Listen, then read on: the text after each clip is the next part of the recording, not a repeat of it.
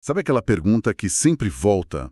Tipo, a virtude, a gente aprende? Ah, sim. Ou, sei lá, a gente pega com a prática? Ou já nasce com ela? É uma questão antiga mesmo. Ou, quem sabe, vem de outro jeito?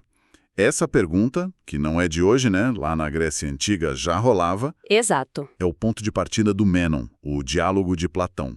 O Mênon chega e, pá, manda essa direto pro Sócrates. Direto ao ponto. E hoje a gente vai, mergulhar nos trechos dessa obra. A gente está usando a tradução da Maura Iglesias, da coleção Biblioteca Antígua, sabe? Uma excelente tradução, bilíngue, inclusive. Isso. E a ideia aqui é tentar desvendar o argumento do Platão pela boca do Sócrates, né? Sobre o que é virtude, como a gente conhece as coisas, como aprende. É uma viagem e tanto seguir o raciocínio dele. Vamos seguir passo a passo, ok? Vamos lá. Mênon chega com a pergunta na lata, mas o Sócrates, ele já começa quebrando as pernas, né? Totalmente. A pergunta do Mênon é bem pragmática, né? Como é que se consegue a virtude? Ensino? Prática? Nasce com a gente ou de outro jeito? É. Mas o Sócrates, com aquela ironia dele, ele já manda na lata. Olha, eu não só não sei como ela se adquire, como eu nem sei o que é a virtude. Clássico Sócrates. Pois é. Ele até brinca, né? Diz que parece que a sabedoria fugiu de Atenas e foi para Tessália, de onde o Mênon vinha. Onde o sofista Gorgias, que o Mênon admirava, tinha muita influência, né? Ah, dando aquela cutucada. Aquela provocada. Para ele e para o Sócrates, a lógica é clara. Você não pode discutir as qualidades de uma coisa, tipo se é ensinável ou não, sem antes saber o que essa coisa é. Definir a essência primeiro. Entendi. Primeiro o que, depois o como. Faz todo sentido, né? Mas a gente costuma pular essa parte. Exatamente. E o Mênon, como ele reage a esse balde de água fria? Ele tenta definir? Tenta sim, mas do jeito que o Sócrates geralmente critica, né? Como assim? A primeira tentativa do Mênon é dar uma lista. Uma lista de exemplos. Ele fala, a virtude do homem é cuidar bem da cidade, sabe, administrar. A da mulher é cuidar da casa, ser obediente ao marido. E tem virtude para a criança, para o idoso, para o homem livre, para o escravo. Basicamente uma para cada papel social, para cada fase da vida. É uma visão bem pé no chão, né? Ligada às funções de cada um. Mas conhecendo Sócrates, essa variedade toda não deve ter colado. Ele queria unidade, certo?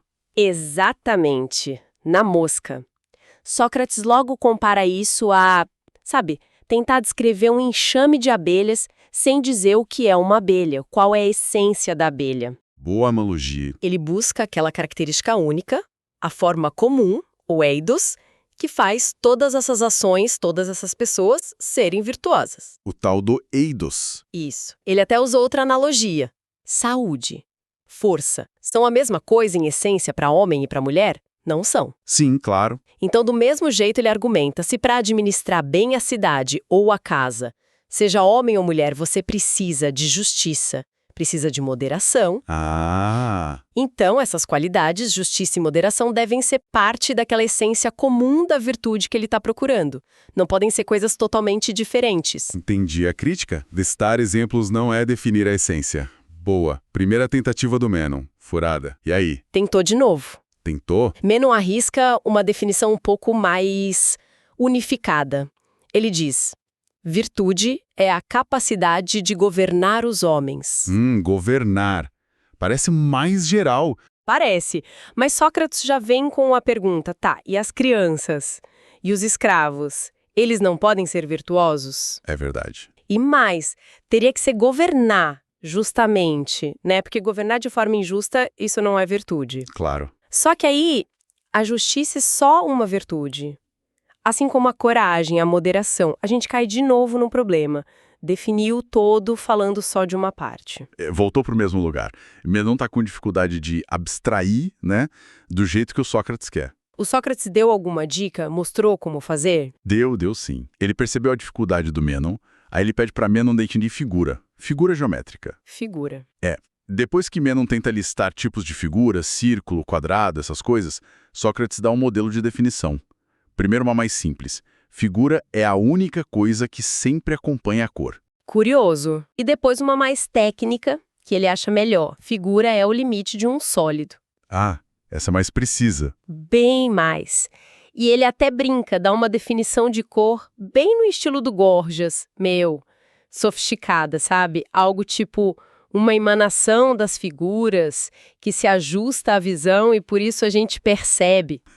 Tirando um sarro. Talvez uma piscadinha pro Menon, né? Mostrando um tipo de definição que ele, Menon, talvez gostasse, mas que não era bem o que Sócrates achava ideal. Entendi. Usar exemplos como figura e cor ajuda a clarear o tipo de definição que Sócrates buscava? Universal? Essencial? Será que Menon conseguiu aplicar isso para a virtude? Ele tenta mais uma vez, a terceira tentativa, talvez inspirado por essa coisa de poder, de desejo.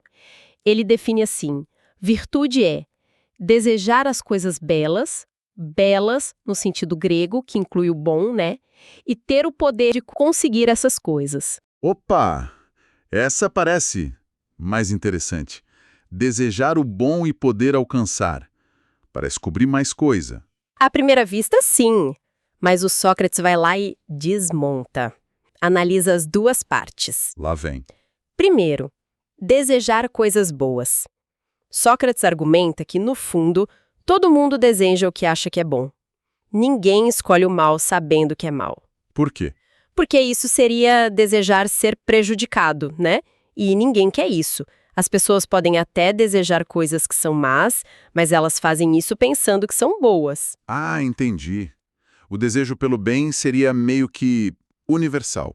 Não serve para definir a virtude. Exato. Não distingue ninguém. Então o foco muda para a segunda parte. Ter o poder de alcançar as coisas boas. Tipo riqueza, saúde, honra. Ah, mas aí o jeito de conseguir importa, né? Já vimos isso. Exatamente. Sócrates leva Menon a concordar que conseguir essas coisas só é virtude se for feito de um jeito justo, piedoso, moderado, ou seja, com uma parte da virtude. Ah, não. Caiu numa cilada de novo. Caiu, a definição ficou circular. Virtude é conseguir bens, usando a virtude, como justiça, etc. Tá definindo a coisa por ela mesma. Que nó. Imagina a cara do Mino nesse momento.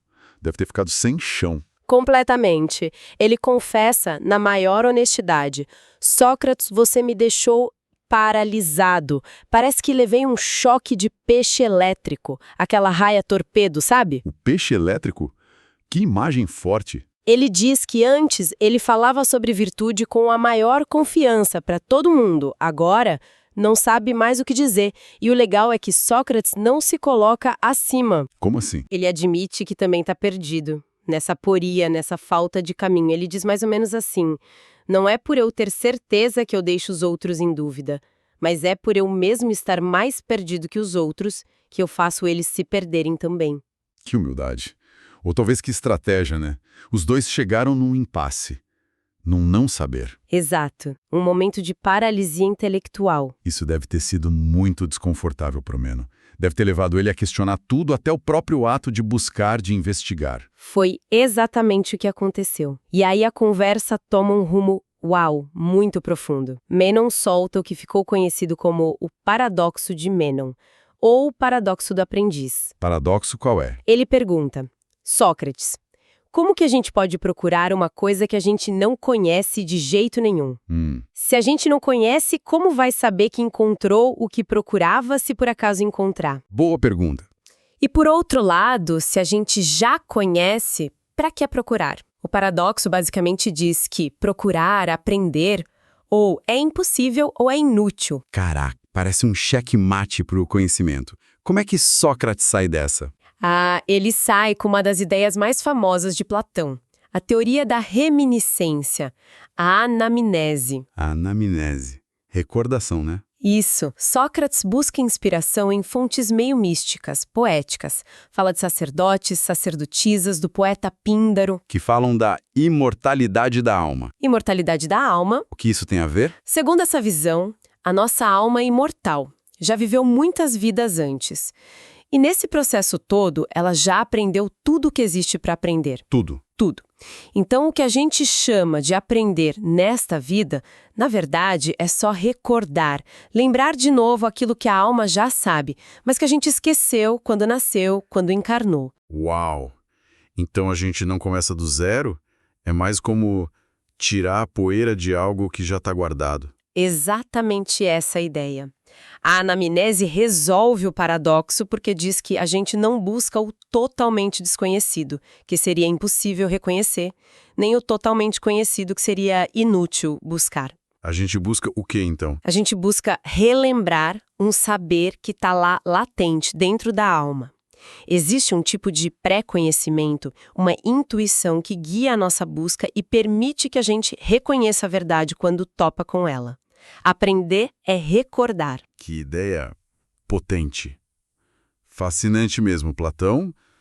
Tenta, sei lá, provar isso de algum jeito no diálogo, dá uma demonstração. Ele oferece uma demonstração prática. É talvez a parte mais formosa do Mênon, o episódio com o escravo. Ah, o escravo. Conta essa parte. Sócrates chama um jovem escravo do próprio Mênon, confirma que o rapaz nunca teve aula de geometria, nada formal. E aí começa a fazer perguntas para ele sobre um problema de geometria. Que problema? Como construir um quadrado que tenha o dobro da área de um outro quadrado que ele desenha no chão. E o escravo, que não sabia nada do assunto, consegue resolver. Não de cara. A primeira resposta dele é errada, mas é intuitiva. Ele acha que é só dobrar o tamanho do lado do quadrado. Faz sentido, mas tá errado, né? Tá errado. A área fica 4 vezes maior. Aí Sócrates, com toda a paciência do mundo, só fazendo perguntas, ele insiste, não tô ensinando nada, só perguntando, vai guiando o raciocínio do escravo. Guiando como? Mostrando os erros, fazendo ele visualizar as figuras, até que o próprio escravo chega à resposta certa. Que é? Que o quadrado com o dobro da área é aquele que a gente constrói usando a diagonal do quadrado original cumulado. Ah, a diagonal. Lembro disso das aulas de matemática. Pois é, e o ponto principal para Sócrates é: o escravo chegou lá sozinho só respondendo perguntas. O conhecimento estava dentro dele, latente. O diálogo só ajudou a desenterrar, a recordar. Que demonstração engenhosa. É uma ilustração da anamnese. E para o diálogo serve para mostrar que a busca pelo conhecimento vale a pena, mesmo para coisas difíceis como a virtude. Não dá para se deixar paralisar pelo paradoxo do Mênon, sabe? A busca é possível. Ok, então se aprender ou recordar é possível, eles podem voltar para a pergunta inicial. A virtude é ensinável ou não? Podem. E voltam, mas de um jeito diferente, já que eles ainda não conseguiram definir o que é a virtude. Que era o ponto principal do Sócrates. Exato, então ele propõe investigar a pergunta de outro modo. Hipoteticamente. Como assim, hipoteticamente? A hipótese é a seguinte: se a virtude for conhecimento, episteme, então ela tem que ser ensinável. Se não for conhecimento, não dá para ensinar. Simples assim. Entendi, é uma condição. Se for A, então é B. E qual o argumento para dizer que a virtude seria conhecimento? O raciocínio vai mais ou menos assim. Primeiro, todo mundo concorda que virtude é algo bom, né? Traz benefícios para a alma. Certo. Segundo, outras coisas que a gente acha boas, tipo riqueza, saúde, coragem, só são úteis de verdade se forem usadas com inteligência, com sabedoria, frônese, episteme, com um entendimento correto. Faz sentido. Coragem sem inteligência vira só imprudência. Exato. Riqueza sem sabedoria pode levar à arrogância, à ruína. Essas coisas podem até ser prejudiciais se não forem bem guiadas. Ok. Essa inteligência, esse conhecimento que guia tudo para o bem. Conclusão? A conclusão da hipótese é: a virtude parece ser uma forma de conhecimento. E, se é conhecimento, então, deveria ser ensinável. Em teoria. O argumento parece bem amarrado. Se virtude é conhecimento, tem que ter professor. A pergunta óbvia agora é: quem ensina a virtude? Quem são os mestres? Precisamente. E para investigar isso, Sócrates aproveita que Ânito está ali perto. Ânito era um político importante em Atenas. Espera, Ânito, aquele que depois acusou Sócrates no julgamento? Esse mesmo, a ironia da história, né? Enfim, Sócrates pergunta para o Ânito com aquela provocaçãozinha básica. E aí, Anito, para aprender virtude, a gente devia procurar os sofistas, tipo Protágoras, Górgias, aqueles que dizem que ensinam e cobram por isso? Imagina a reação do Ânito, um político tradicional. Foi fogo na roupa. Antes explode, chama os sofistas de praga, diz que eles corrompem a juventude de propósito. Nossa. Ele diz que qualquer cidadão ateniense de bem, qualquer um, seria um professor de virtude muito melhor que qualquer sofista. E o Sócrates? Sócrates devolve. Ué, Ânito, mas você fala com tanta raiva dos sofistas? Você por acaso conhece o trabalho deles? Já teve contato? E Ânito admite que não, nunca teve. Falando sem conhecer. Típico. Pois é. Aí Ânito insiste que os mestres de verdade são os homens de bem e de valor de Atenas, os Kaloi e Kagatoi, os cidadãos exemplares. Ok. Nova hipótese. Os bons cidadãos ensinam virtude. Sócrates deve ter testado essa ideia também, né? Testou e foi direto na ferida. Aí a conversa fica bem concreta. Ele desafia Ânito com exemplos. Figuras históricas de Atenas que todo mundo admirava pela virtude. Temístocles, Arístides, Péricles, Tucídides. Só a nata da política ateniense. Exato. Homens reconhecidamente virtuosos. Eles não economizaram para educar os filhos, né? Contrataram os melhores professores de equitação, música, luta, tudo do bom e do melhor. Certo. E aí? Aí Sócrates pergunta, tá, mas algum desses grandes homens conseguiu passar a própria virtude, a excelência moral e política para os filhos? E a resposta histórica era? Que não. Que os filhos desses caras foram, em geral, bem medíocres, alguns até piores que a média. Não herdaram a virtude dos pais. Puxa. É um argumento forte, usando exemplos que todo mundo conhecia. Se nem esses pais, que eram o máximo da virtude e tinham todo o interesse e recurso, conseguiram ensinar para os próprios filhos, Como é que eles poderiam ensinar para outros? Ou como qualquer cidadão poderia. Isso quebra a ideia de que os homens de bem são professores de virtude. Se a virtude fosse um conhecimento que se ensina como as outras artes, eles teriam conseguido. faz sentido. A falha deles em ensinar sugere que virtude não é esse tipo de conhecimento. E o Ânito? Ânito fica furioso com Sócrates por expor essa inconsistência. Ele sai da conversa bufando e ainda solta uma ameaça velada para o Sócrates, tipo, cuidado com o que você fala. Tenso. Então, a busca por mestres não deu em nada. Nem sofistas, nem cidadãos exemplares. O que isso significa para a hipótese inicial? Sócrates e Mênamo juntam as peças. A hipótese era, se virtude é conhecimento, é ensinável. Se é ensinável, tem mestre e aluno. Mas não acharam os mestres. Não acharam. Pelo contrário, os exemplos dos filhos dos grandes homens, as opiniões confusas até dos poetas como Teógenes, que uma hora diz que ensina, outra hora que não ensina, tudo isso reforça a dúvida. Então, Então a conclusão lógica parece ser o contrário da hipótese.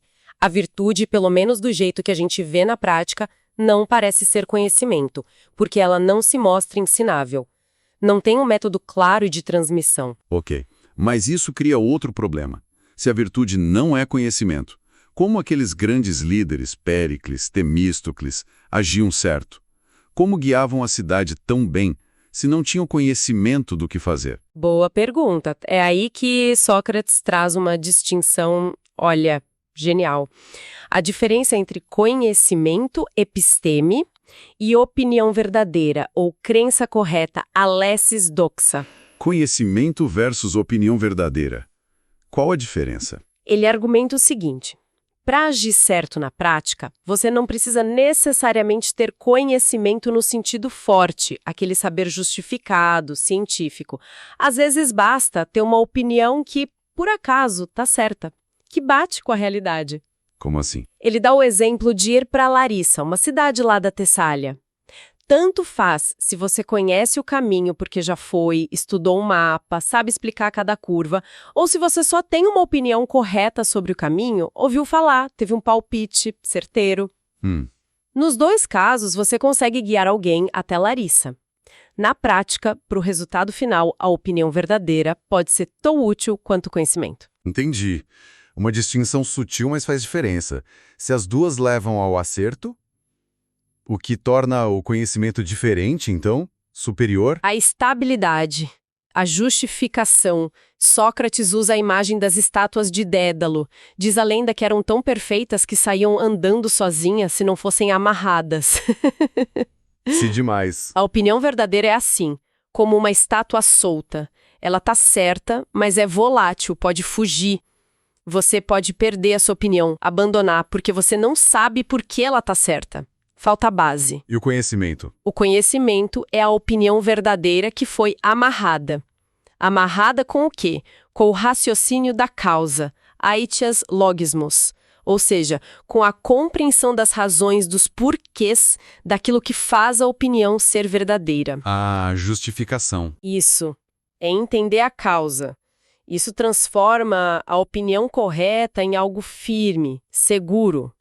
Conhecimento. E ele até liga isso meio de leve com a anamnese. Diz que esse raciocínio da causa faz parte do processo de recordar o que a alma já sabe. Que sacada. Então o valor do conhecimento não é só acertar, mas saber por que acertou, ter firmeza. Exatamente. A permanência, a confiabilidade. Não só a utilidade imediata. Tá, entendi a diferença. E como isso resolve o mistério da virtude dos grandes líderes? Bom, se a virtude não é conhecimento, porque não é ensinável, mas mesmo assim faz homens bons agirem certo e guiarem bem a cidade, então ela deve ser essa opinião verdadeira. Ah, os grandes estadistas agiam bem não por saberem tudo filosoficamente, mas por terem intuições corretas, opiniões certas na hora H. Reta sobre o que fazer em cada situação. Certo. E de onde viria essa opinião verdadeira? Se não vem do ensino humano, e Sócrates já tinha dito que também não parece vir só da natureza.